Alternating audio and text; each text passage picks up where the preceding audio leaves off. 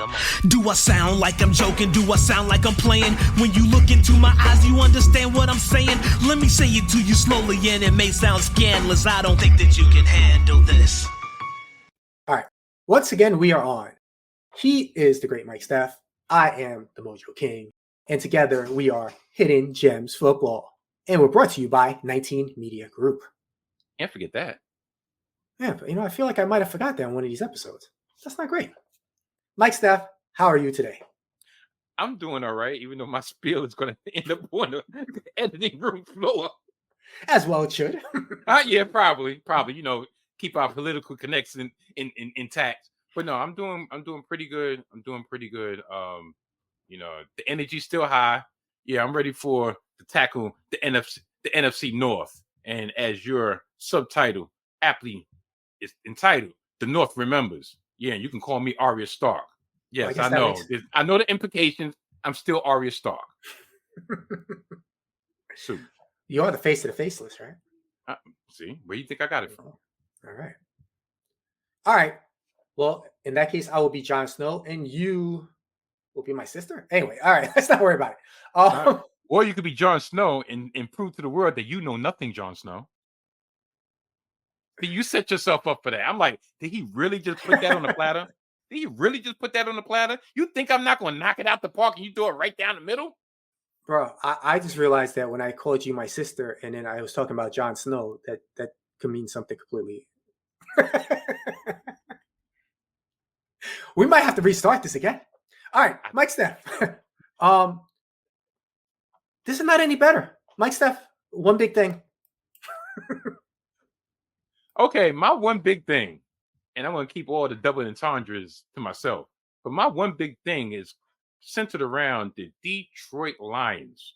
The Detroit Lions are coming off a banner year last year in which they came within minutes, I tell you, of reaching their first ever Super Bowl appearance, if not for some questionable coaching decisions by Dan Campbell, if not for some questionable playing decisions by, questionable coaching decisions by Dan Campbell. That's the reason why they did not make the Super Bowl last year. Last year, the Lions, they were a top 5 scoring unit, averaging about 27, a little bit over 27 a game, 27.1 to be exact. They did what they had to do this past offseason to keep their main players together. They kept offensive coordinator Ben Johnson in the fold. He chose to stay in the blue, the Honolulu blue and silver. They retained the services of Jared Goff for the foreseeable future, along with one of his main pieces in wide receiver St. Brown. But the most important piece would be their stellar offensive line, and would be the retention of Penei Sewell to be the highest paid offensive lineman in the league per year. Now, I say all this without talking about Laporta, without talking about Hutchinson, without talking about all these other people, even though I just mentioned them.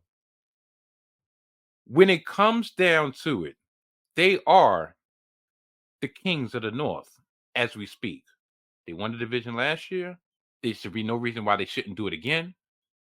This has been a downtrodden team that has garnered the identity of their coach, both good and bad, both fair and foul.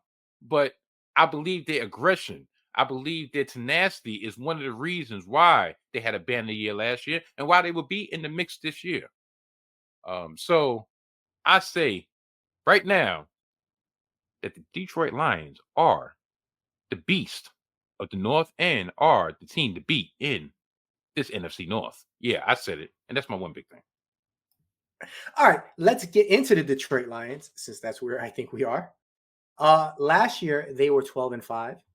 And as you mentioned, they made it to the NFC Championship game, losing to the 49ers. The year prior, they were 9-8, just missing the playoffs. Dan Campbell is their coach. He has a mediocre record of 24-26-1 as coach. Their ranking, as far as scoring, as you mentioned, the offense was ranked 5th in scoring. The defense, 25th. As far as their main position players, Jared Goff, He had 30 touchdowns and over 4,500 yards last season. That's kind of incredible. At running back, Jahmyr Gibbs enters his second year. He's tag teaming with David Montgomery. At wide receiver, Amon-Ra St. Brown, as you mentioned, getting his big contract after having a pretty big year. On the other side will be Jameson Williams. And then at tight end really is a stud, Sam Laporta, coming off of a phenomenal rookie season. Mike Steph, I think I know where you're going to go with them. What do you think about this team as a whole? And since you already kind of gave it away, the over-under is pretty interesting. It's 10.5 games. Will you go over or under 10.5? Okay. I'll get that one out first. To be on the safe side, if I would put money on it, I would say under. Not for lack of belief, but I believe that this division will be more closely competitive than people might give it credit for, because we got 3 teams that really truly should be in the playoff hunt. So I don't believe there's going to be one team that's just going to run away with this division. Just offensive wise, I got this one stat that's staring me right in the face, that the last year's version of the Detroit Lions were the second team in NFL history to have 4 players total 10 or more touchdowns from scrimmage. The first team that did it was the 2013 Denver Broncos, led by Hall of Famer Peyton Manning. Last year, you had Amon St. Brown, 10 touchdowns. Rookie Sam Laporta, 10 touchdowns. Rookie Jahmyr Gibbs, 11 touchdowns. And leading the pack is veteran running back David Montgomery with 13 touchdowns. So they're gonna have this. They're gonna have the firepower. They're gonna have Jameson Williams for the whole year this time. And yeah, I believe they're going to be the NFC North champions, but I think there's going to be a closely packed division. So, yeah, I'll go under. I think they're going to go 10-7. Huh. After all the praise you gave them, I'm stunned. But the best part about this is I get to go opposite of you. Oh, that does remind me. Even I wish I hadn't remembered. Last year, we had 8 predictions. 4 on your side, 4 on my side, this division. You went 3-1. Which, by the way, is the 3rd division we're doing so far, and the 3rd division that you went 3-1 in. I went 1-3. I'm still over 50% though, so not as impressive as it was before. Shoot, I guess total I would be 9-3, which would actually get me in playoff position if we was going based on the NFL win total, right? Yeah, I'm already above 500. Well, I'm above 500 too. I'm just 6-4. Anyway, let's wild card. Let's not worry about that. Division winner over here. Wild card. All right. But speaking of division winners, this Lion team is stacked, and then they went after and tried to address their weaknesses. Their first 2 picks, cornerback. I love it. Their defense has been weak, particularly the secondary, and they put in pieces that will help it get a little bit better. Meanwhile, that offense looks like it will get nothing but possibly better. When you think about Gibbs has upside, Williams has upside, Laporta looks like he might be the best tight end in the league pretty shortly. So 10.5, to me, that seems kind of ridiculously low, in my opinion. I think they're going to go 12-5 again. So I feel safely over. And this one, I might actually put some money on. No, I mean, I get it, but I feel like the success they had in the division last year, like I said, it just won't be replicated. Now, if you would have said over under 9, yeah, I would have went over, but it was over under 10 or 10.5. No, not going 11, 110. Always err on the side of caution. That's how someone becomes so far 9-3 based on year-to-year stats. Yo, what's up? I'm Desmond, and I'm the host of Hip to the Games, a podcast from 19 Media Group, where the brilliance of basketball and hip-hop's past and present is genuinely appreciated. Join me every other Friday as we celebrate some of the greatest artists, albums, moments, songs, bars, punchlines, NBA teams, players, just anything and everything to do with the game of rap and the game of basketball. See, if you like basketball and hip-hop, that means you're hip to the games. But no matter where you fall on that spectrum, I encourage you to join the fun every other Friday on your favorite podcast platform, courtesy of the Great 19 Media Group.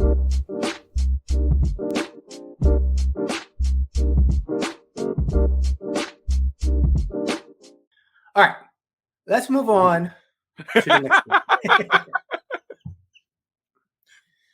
The Green Bay Packers. They were 9-8 last year, making the playoffs and then defeating Dallas in the first round. The year prior, they were 8-9. As far as scoring, offensively, they were ranked 8th. Defensively, a solid 13th. Matt LaFleur has 56-27 as head coach of the Packers. They have a new defensive coordinator, Jeff Hafley. All right. As far as the skill positions, quarterback Jordan Love is coming off a very strong second half of the season. At running back, they got a new one. Out Aaron Jones, in Josh Jacobs. The wide receiver core is deep. Christian Watson, Romeo Doubs, Jaden Reed coming off a solid rookie season, and the Travion Wicks. At tight end, we have Luke Musgrave, who was injured earlier but then came on pretty well, and Tucker Kraft. Pretty strong duo there. That is the skill position on offense. Mike Steph, what do you think about the Green Bay Packers? Well, like I said, I think Green Bay is going to be markedly improved from last year, in which they actually did get into the playoffs and won their wild card game against the Dallas Cowboys. I'm not even one. They blew them out on the road. But we're talking about stats here. Last year, do you know these Green Bay Packers started the year 3-6, and they ended the year 5-2? Do you know that the beginning of last year, Jordan Love in his first full season starting, those first 9 games, he threw for 14 touchdowns and 10 interceptions. But guess what? In that 5-2 mark, he was somewhat Aaron Rodgers-like, dare I say. He threw 18 touchdowns against 1 interception, which is like I said, Aaron Rodgers-like. Speaking of Aaron Rodgers, yeah, I know he's now with the New York Jets at Jets. But when you discussed Matt LaFleur, his overall record, what's his overall record? 56 and what? It is 56-27. Okay, 56-27. Do you know probably about 39 of those games were won by none other than Aaron Rodgers? It's something to that effect. I know it was 3 years, and they were like 13-3, 13-3, and 13-4. Did they get to the world? Did they get to the Super Bowl? No, but listen, I give Matt LaFleur enough credit. Yes, enough credit for getting this team to the precipice of an NFC Championship game, because it was supposed to be like a rebuilding year. They also hold the distinction of being the youngest team to win a postseason game since 1970 merger. I mean, the average age is 25 years and 214 days. One would think I would pick them to win the division, but I already gave my pick for the division, and that's the Detroit Lions. What's the over-under? So I don't talk myself into a circle. It's 9.5 here. You know what? Guess what? I'm going over. I think they're going to go 10-7. With another year under their belt, another year experience under their belt, another year, especially feeding off that hot stretch at the end, is good for one game. So over under 9, they go 10-7 in the playoffs. All the early reports I get, especially because I'm digging in for fantasy, everybody loves Love. Jordan Love, phenomenal the second half of the season, undoubtedly. Everybody seems so certain that he will do that for a full season this season. And I don't understand why everybody seems so sure. Because he was very inconsistent and then he got hot. And I don't know if I expect the young pups that is this team to necessarily repeat their hottest stretch. With that said, maybe it's just because I like being contrarian in that idea, because there's a lot of talent here. There's a lot of young talent here. This team looks like they're on the rise. As you pointed out, they were 9-8 9.5, 10 games doesn't seem like it would be that difficult for them. So I'm going to go over, but I'm not feeling great about it. Yes, up like Sabu. Now, I realized that I had missed with Detroit, and I'm going to try to double back and get both of these in. I don't know what it was when I was looking at this division, but I'm in a best ball mind frame. And I will say with these Packers, I am going to try to get one of those receivers in pretty much all of my best ball lineups, as long as it's not too inflated to grab them. Because while everybody credits the depth of the Packers, I think it's only natural that one or two will rise and shine. My guess, Christian Watson, Jaden Reed, but we'll see. Back to Detroit. This is Jameson Williams' time. He is going to be a boomer best player, but he better be booming because Detroit needs him. And that is my 2 fantasy for the price of 1. Hey.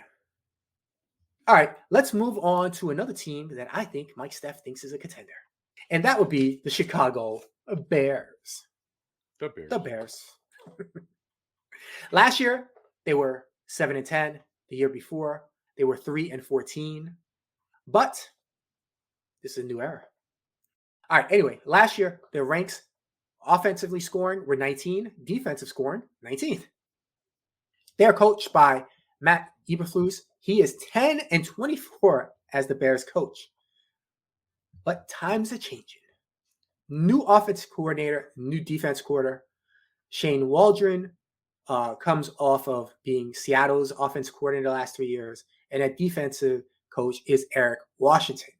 As far as skilled positions, the number 1 draft pick of this last season was Caleb Williams. He will lead this team at quarterback. Backing him up, Tyson Bagent. DeAndre Swift, he signs a 3-year, $24 million contract. He's backed up by Khalil Herbert and Rashawn Johnson. At wide receiver, DJ Moore returns off a strong season. Now he is tandem with Keenan Allen, brought in from the Chargers. And then they drafted 15th overall, Rome Odunze. The speedster will be their 3rd receiver. At tight end, Cole Kmet and newly signed Gerald Everett. Mike Steph, what do you think about this team? Williams is the first top 5 pick quarterback to enter the NFL with 2 wide receivers, both coming off of 1,200 yards receiving or more in DJ Moore and Keenan Allen. My question is, what has Matt Eberflus displayed over his first 2 years to allow him to have this arsenal at his disposal? A lot of people, if you're 10-24 and we had to get a number 1 draft pick, guess what? We're not entrusting that draft pick with you. Well, I think the theory here is that Justin Fields was not his guy. So now he gets a chance to have his quarterback and run the team the way he wants it run. I think that's the theory. I don't know if I necessarily agree with it. I think he should have did more to help Justin Fields become a winner. But that's I get the thought pattern, because a lot of people, especially in the NFL, they're like, all right, coach, they get to have their quarterback of choice. Same thing as general manager gets to have their coach. They don't get to inherit a coach, and then if that coach goes down the drain, it's like, all right, well, I didn't have a chance to get my guy. So I get the thought pattern. Another question. All right, you have Herbert as for the running back, and then you brought in DeAndre Swift. DeAndre Swift had over 1,000 yards last year, 1,049 to be exact, his career high. But there had to be a reason why Philly kind of just let him go. There has to be a reason why the year before Detroit just kind of let him go. Like, I don't know why he can't stick in one place. And you gave him a 3-year contract? I think maybe that might have been a mistake. Now, on the defensive front, one of the promising things was the acquisition of Montez Sweat last year during the trade deadline, and he immediately paid dividends. Chicago's defense allowed 17.2 points a game. He was in the NFL, which resulted in 5 wins across the last 8 games of the season. So if you extrapolate that throughout 17-game season, you're looking pretty good. You're looking like you're in the money. So, with all that being said, what's the over and under? The over-under is 8.5. Oh, it's beautiful. Beautiful. I would take over. I think they're going 9-8. Now, if over under was 9.5, probably would have a problem. But I think 9-8, right around where they should be. Perhaps they can get 10. Maybe it'd be a 3-way tie, 10-7. Because everybody beat each other up in the division. But 9-8, 10-7, I could see that. If anything lower than 9, Eberflus needs to be out of here. Because if you're 8-9, that's only 1 game improvement, and you're not able to scapegoat, oh, we had Justin Fields. I had Justin Fields. Well, you had the number 1 draft pick and a cashier of weapons, and you only got 1 more game, or less than that, or you equal 7-10. So if he doesn't get 9 to 10 wins, he needs to get up out of here. Do you really want to do that to a young quarterback and change on staffs that quick? No, but at the same time, it looks like with everything that all their moves in the offseason, they're going for it. They're going for it right now. So yeah, over 9-8, 10-7. That seems to be my pick.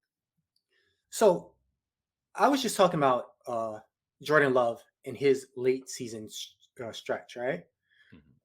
Right now, as you brought up, the Chicago defense had a late season stretch.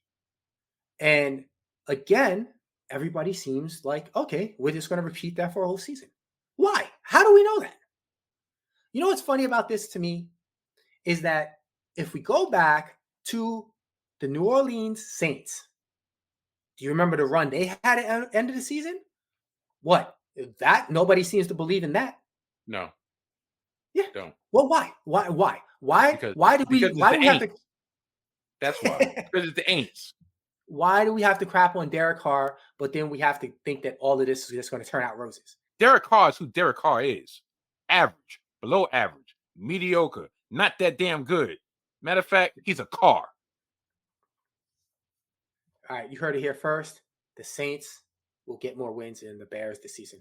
All right, but in all reality, back to the Bears. I'm actually predicting out their whole season here. Okay. Caleb Williams will have some struggles in the beginning of the season. He's a rookie.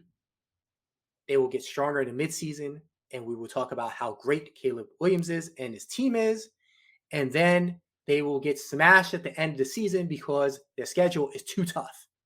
And the main reason I'm going under is because this team, I feel like this team was almost built by a fantasy GM. He was like, I'm just going to patch in all of these. I'm going to pull this guy from this team, pull this guy from over here, pull this guy from over here, and it's supposed to instantly fix all the holes that were in his team. And I don't think this patchwork is going to work. Not this year. But do you believe that maybe, just maybe, the off-season acquisitions, they might not end up in wins, but they end up in allowing Williams to be a little bit more comfortable and not have to be under duress and not have to actually have a redo of what they didn't have around Justin Fields, so it might pay dividends later on? You know, that's a great point. They're really setting this up really well. You're almost making me switch my pick, but I'm staying under. All right, let's move on to the real beast of the North, the Minnesota Vikings. Last year, they were 7-10. The year prior, though, 13-4. Last year, offensive rank, as far as scoring, 22nd. Of course, Kirk Cousins was leading that team and then got injured for most of the season. On defense, the defense was pretty solid, ranked 12th in scoring, given up. Kevin O'Connell enters his 3rd season as head coach, 20-14.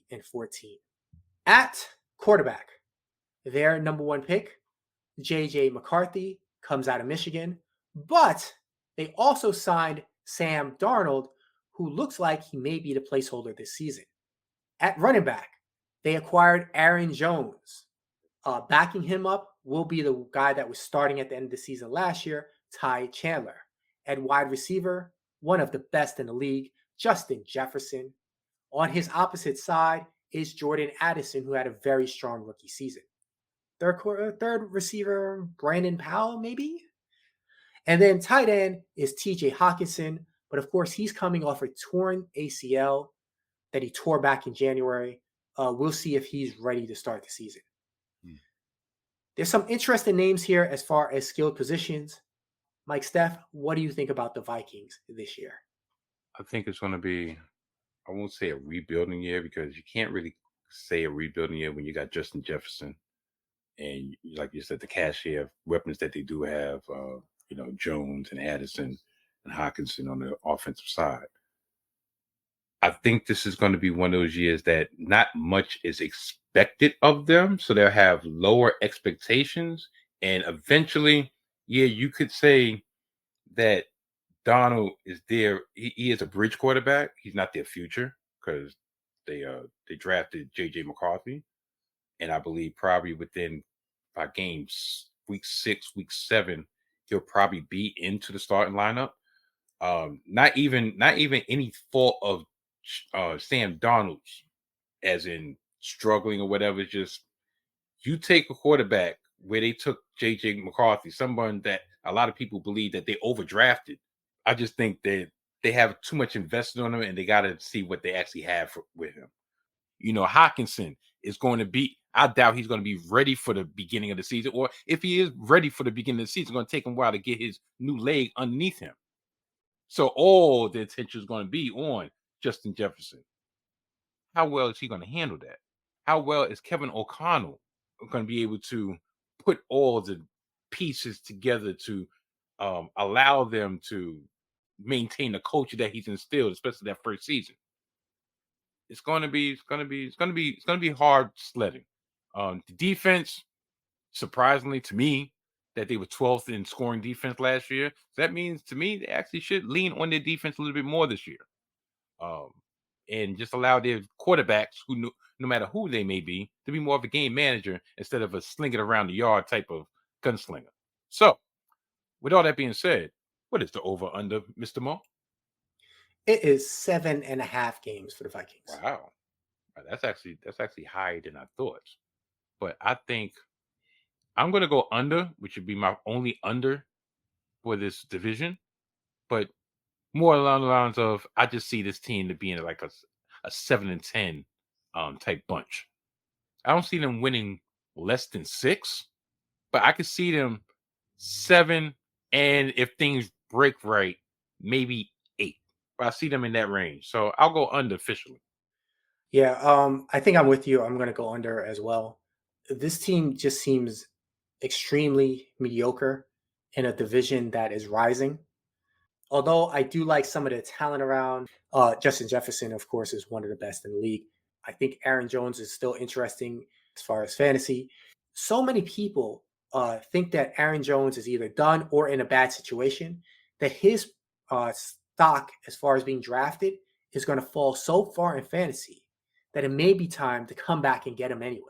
So I think if you get a little bit desperate for a second running back, or if you get him as a third running back, he is a very strong option that may be able to slip through the cracks a little bit more than he should.